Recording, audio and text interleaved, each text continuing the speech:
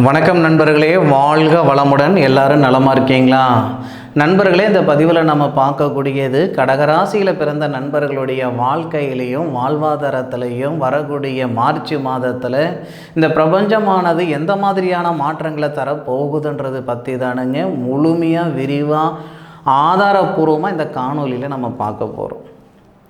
கடகராசியில் வரக்கூடிய நட்சத்திரங்கள், ஏன்னா நம்ம ராசிக்கு கொடுக்கக்கூடிய முக்கியத்துவங்கள் இந்த நட்சத்திரங்களுக்கு கொடுக்கறது இல்லைங்க. நம்மளுடைய நட்சத்திர ரீதியாக நட்சத்திரத்துக்குரிய தெய்வ தேவதைகளை வழிபடும் பொழுது நம்மளுடைய வாழ்க்கையில் நிறைய மாற்றங்கள் வருங்க. அனுபவிச்சு பாருங்க. கடகராசியில் வரக்கூடிய நட்சத்திரங்கள், முதல் நட்சத்திரம் ஸ்ரீராமர் பிறந்த நட்சத்திரம். புனர்பூச நட்சத்திரம் 4வது பாதம். புனர்பூச நட்சத்திரத்தில் பிறந்த நண்பர்கள் ஸ்ரீராமர் வழிபாடு ரொம்ப ரொம்ப உகந்ததாக இருக்கும். முயற்சி பண்ணி பாருங்கள். அதுபோக அதன் பிறகு வரக்கூடிய பூசம் நட்சத்திரம் குரு தசாமிருத்தி பிறந்த நட்சத்திரம். அப்போ பூச நட்சத்திரத்தில் பிறந்த நண்பர்கள் வியாழக்கிழமை தசாமிருத்தி கோவிலுக்கு போயிட்டு வர்றது ரொம்பவே உகந்தது. அதன் பிறகு ஆதிசேஷனும் தாராதேவியும் பிறந்த நட்சத்திரமான ஆயில்ய நட்சத்திரம் 4 பாதம். அப்போது மார்ச் மாதம் 1ஆம் தேதி வெள்ளிக்கிழமை அதிகாலை சுவாதி நட்சத்திரம் சொல்லக்கூடிய ராகு பகவானுடைய நட்சத்திரம். அதுபோக கருடன் பிறந்த நட்சத்திரம், ஸ்ரீ கருடன் பிறந்த நட்சத்திரமான சுவாதி நட்சத்திரம் 3வது பாதத்தில் 193 டிகிரி துளாராசி விருச்சிக லக்னத்தில் தான் இந்த மாதம் பிறக்கப்படுது.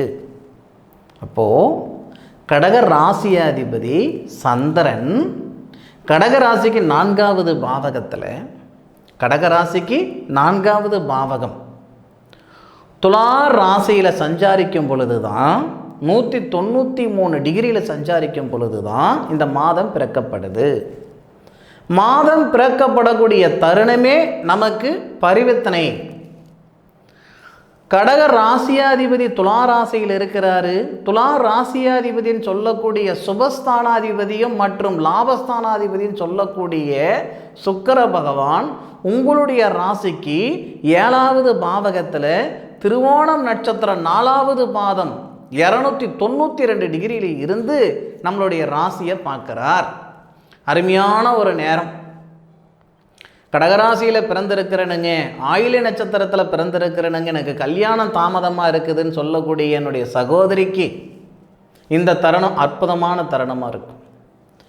10 வருஷமாக முயற்சி பண்ணுறேனுங்க, 15 வருஷமாக முயற்சி பண்ணுறேனுங்க, எனக்கு கல்யாணம் செட் ஆகலை, பார்த்து சலிச்சு போச்சு, கேட்காத ஜோசியம் இல்லைங்க, பார்க்காத கோவில் குளம் இல்லைங்க, இது வரைக்கும் எங்களுக்கு நல்லது நடக்கலை, கல்யாணம் நடக்குமா நடக்காதா, ஏன் சாதகம் சன்னியாசி சாதகமா இல்லை சம்சாரி சாதகமா, இப்படியெல்லாம் மன அழுத்தத்தில் இருக்கக்கூடிய கடகராசி நண்பர்களுக்கு வரக்கூடிய மார்ச் மாதம் உண்மையிலேயே பொக்கிஷமான ஒரு மாதம், ஒரு மெராக்கல். திருமண காரகன் அப்படின்னு சொல்லக்கூடிய கிரகம் எல்லாருக்குமே சுக்கிரன், ஆண்களுக்கு, பெண்களுக்கு செவ்வாய். இந்த தருணம் மார்ச் மாதம் மறுபடியும் இந்த மாதிரி ஒரு அமைப்பு கடகராசி நண்பர்களுக்கு வர்றதுக்கு 1 வருஷம் ஆகும். 1 வருஷம் ஆகுமோ 10 வருஷம் ஆகுமோ. அப்புறம் இன்றைக்கி காய்க்கக்கூடிய கலாகா தான் முக்கியமே தவிர நாளைக்கு காய்க்கக்கூடிய பலாகா முக்கியம் இல்லை. கடகராசி நண்பர்கள், கடகராசியில் பிறந்தவங்க ஆண்களாக இருந்தாலும் சரி பெண்களாக இருந்தாலும் சரி, ஆண்களுக்கு சுக்கிரன் திருமணக்காரகன், பெண்களுக்கு செவ்வாய் திருமணக்காரகன். மாத தொடக்கம் அன்னைக்கே மார்ச் மாதம் 1ஆம் தேதி அன்னைக்கு உங்களுடைய ராசிக்கு 7வது பாவகத்தில் திருமண ஸ்தானத்தில் ஆண்களுக்கு சுக்கிரன் பெண்களுக்கு செவ்வான்னு சொல்லக்கூடிய அந்த 2 திருமண காரன்களுக்கும், ஆண்களுக்கும் சரி பெண்களுக்கும் சரி, 2 பேருமே திருமண ஸ்தானத்தில் திருவோணம் நட்சத்திரம் சொல்லக்கூடிய நம்ம விஷ்ணு பகவான் பிறந்த நட்சத்திரம் உங்களுடைய ராசிநாதனுடைய நட்சத்திரத்தில் இருந்து உங்கள் ராசியை பார்க்குறாங்க. அப்போ 100% திருமண தடைகள் நீங்கக்கூடிய ஒரு தருணம்.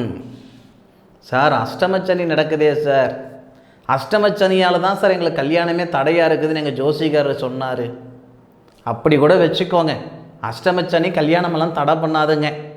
சனி பகவான் நமக்கு அஷ்டமத்திலேயோ ஜென்மத்திலேயோ விரயத்திலேயோ இப்படி வரும் பொழுது விரய செலவுகள் பண்ணணும்னு தான் ஜோதிடம் சொல்லுது.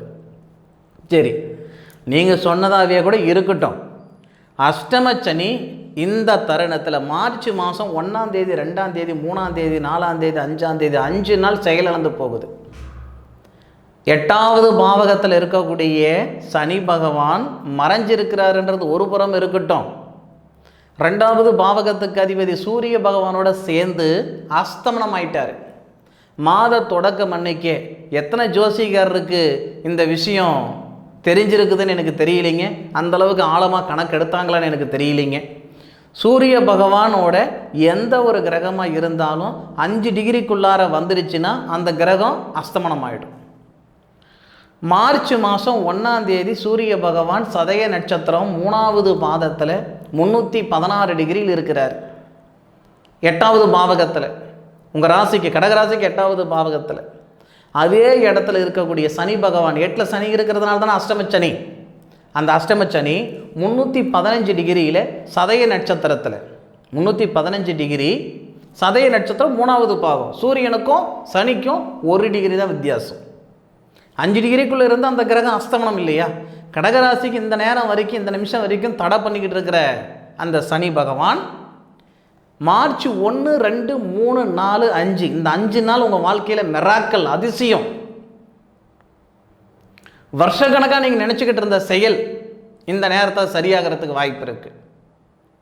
திருமணத்தில் ஏற்படுற தடையாக இருக்கட்டும், திருமணமாகி கணவன் மனைவிக்குள்ளே பெறுகிற பிரிவினைகளாக இருக்கட்டும், மண்மனை சம்பந்தப்பட்ட விஷயமாக இருக்கட்டும், உங்களுடைய மன அழுத்தம் குறையறதுக்கு உண்டான தருணம் ஏதோ ஒரு வகையில் அதிசயம் நடக்க போகுது. அதில் மாற்று கருத்து இல்லை. மார்ச் மாதம் 5 தேதிக்குள்ளாரவே, நான் உங்களுக்கு 10 தேதியோ 15 தேதியோ ஒரு மாதமான டைம் கொடுக்கல. அந்த 5 தேதிக்குள்ளார ஏதோ ஒரு வகையில் ஒரு மாற்றங்கள் இந்த கடகராசி நண்பர்களுக்கு வரப்போகுது அப்படின்றதுல எந்த விதமான மாற்று கருத்து இல்லை. முக்கியமாக மெயினாக அந்த திருமணத்தில் இருக்கிற தடை நீங்கும். திருமணமாகி பிரிஞ்சு போன தம்பதிகள் இணைவாங்க. திருமணம் ஆகாமலேயே நாங்கள் ஒருத்தருக்கு ஒருத்தர் நேசித்து கணவன் மனைவியாக வாழ்ந்துக்கிட்டு இருக்கிற, தப்பாக எடுத்துக்கிடாதீங்க. உசுருக்கு உசுராக காதலிச்சுக்கிட்டு இருந்தோம், ஏதோ ஒரு காலகட்டத்தில் 2 பேருக்குள்ள பிரிவினைகள் வந்துருச்சு அப்படின்னு சொல்லக்கூடிய காதலர்கள் இந்த தருணத்தில் இணைஞ்சிருவாங்க. பிரிஞ்சு போன காதல் இந்த தருணத்தில் இணையறதுக்கு வாய்ப்பு இருக்குது. அப்போது கணவன் மனைவிக்கு இருக்கிற சங்கடம், காதலர்களுக்கு இருக்கிற சங்கடம் சரியாயிடும். திருமணத்தில் இருக்கிற சங்கடம் நீங்க போகுது. மன அழுத்தம் குறைய போகுது. அஷ்டமச்சனியால் இருந்த அந்த சங்கடங்கள் எல்லாமே சரியாக போகுது இந்த 5 நாளில். மார்ச் 6ஆம் தேதியிலிருந்து மறுபடியும் அஷ்டமச்சனியுடைய தாக்கம் அதிகமாக தான் இருக்கும். அந்த 5 நாள் பிரகாசமாக இருக்கும். அதுபோக உங்களுடைய ராசிக்கு 2வது பாவகத்துக்கு அதிபதி குடும்பஸ்தானாதிபதி 16ஆம் தேதி உங்களுடைய ராசிக்கு 9வது பாவகத்துக்கு போயிடுவார். பிதிருஸ்தானத்தில், பிதிருஸ்தானன்றது 9வது பாவகம். பிதிருஸ்தானாதிபதின்னு சொல்லக்கூடிய கிரகம் குரு. குரு உங்கள் ராசிக்கு 10ல் இருக்கிறாரு. வக்கரத்திலிருந்து நிவர்த்தி ஆயிட்டாரு. சனி பகவானுடைய பார்வையில் இருக்கிறாரு. ஒரு ராசிக்கு 2வது பாவகம் சூரியனுடைய வீட்டை பார்க்குறாரு. சூரியன் குரு பகவானுடைய ஆதிக்கத்தில் புத்திர செல்வம் பெருகும். கடகராசி நண்பர்களுக்கு புத்திர செல்வம் பெருகிறதுக்கான அருமையான தருணம். எந்த வகையில் சார்? ஆதாரம் சொல்லுங்கள் சார் அப்படின்னா, குடும்பஸ்தானாதிபதின்னு சொல்லக்கூடிய சூரிய பகவான் குரு பகவானுடைய ஆதிக்கத்தில் ஏறி குரு பகவானுடைய பார்வை குடும்பஸ்தானத்தில் படும் பொழுது இந்த புத்திர வளர்ச்சி ஏற்பட போகுது. திருமணமாகி 10 வருஷம் 15 வருஷம் ஆகுது. ஊர் உலகத்தில் ஒரு சோசியக்காரரை விடலிங்க. யார் யார் என்னென்ன சொன்னாங்களோ எல்லாமே செஞ்சு விட்டனுங்க. பார்க்காத வைத்தியம் இல்லை, போகாத கோவில் குளம் இல்லை, பண்ணாத பரிகாரம் இல்லை. செலவழித்த காசு செம்பாகி போச்சு, கேட்ட ஜோசியம் பொய்யாகி போச்சு, கும்பிட்ட கடவுளே கல்லாகி போச்சுங்க. இப்படியெல்லாம் மன அழுத்தத்தில் இருக்கக்கூடிய கடகராசி நண்பர்களாக நீங்கள் இருந்தால் உங்களுக்கு புத்திர செல்வம் கிடைக்கிறதுக்கு உண்டான அருமையான தருணம் இந்த தருணம்.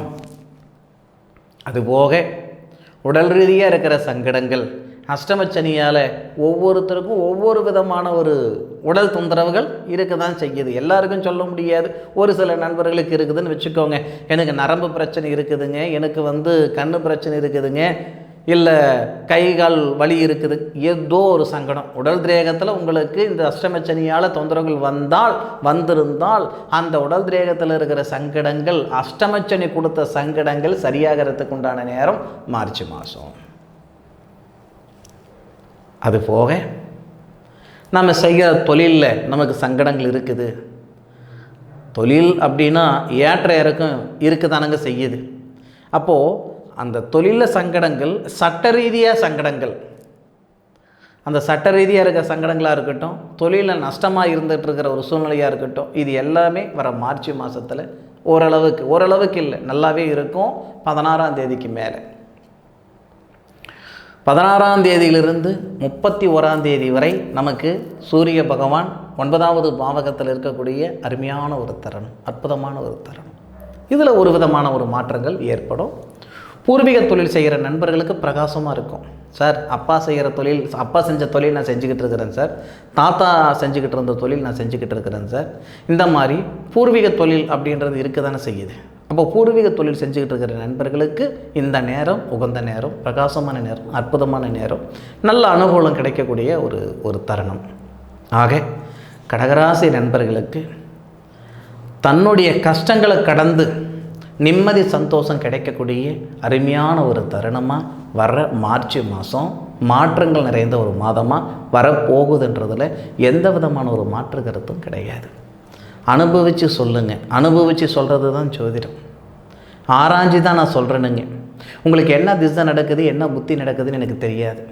உங்களுடைய ஜாதகத்தில் ராகு எங்கே இருக்கிறாரு, கேது எங்கே இருக்கிறாரு, குரு எங்கே இருக்கிறாரு, சுக்கிரன் எங்கே இருக்கிறாருன்னு எனக்கு தெரியாது. ஆனால் இன்றைக்கி கோட்சார ரீதியாக ராகு எங்கே இருக்கிறாரு, குரு எங்கே இருக்கிறாரு, சனி எங்கே இருக்கார், சுக்கிரன் எங்கே இருக்கார், சூரியன் எங்கே இருக்கிறார், சந்திரன் எங்கே இருக்கிறார், இந்த கிரக அமைப்புகளை கொண்டு உங்களுக்கு இதுதான் நடக்கும் அப்படின்ற மாதிரி ஒரு பலன்கள் சொல்லியிருக்கிறேனுங்க. அது எந்தளவுக்கு நடந்ததுன்றது ஆராய்ச்சி சொல்லுங்கள். நான் பொது பலன் தான் உங்களுக்கு சொல்லியிருக்கிறேனே தவிர உங்களுடைய சுய ஜாதகம் பார்த்து சொல்லலை. ஆனாலும் இது நடக்கிறதுக்கான வாய்ப்புகள் இருக்குது. முயற்சி பண்ணுங்க. என்னுடைய காணொலியை முழுமையாக பார்த்தமைக்கு மனசிலிருந்து மனமார்ந்த நன்றிகளை சொல்லிக்கிட்டு மீண்டும் அடுத்த ஒரு அற்புதமான தருணத்தில் உங்கள் அனைவரையும் சந்திக்கும் வரை உங்களிடமிருந்து விடைபெறுவது உங்கள் வீட்டு ஜோதிட நண்பனான மா காளிதாஸ் மணிகண்டன். திருச்சிற்றம்பலம். வாழ்க வையகம், வாழ்க வளமுடன்.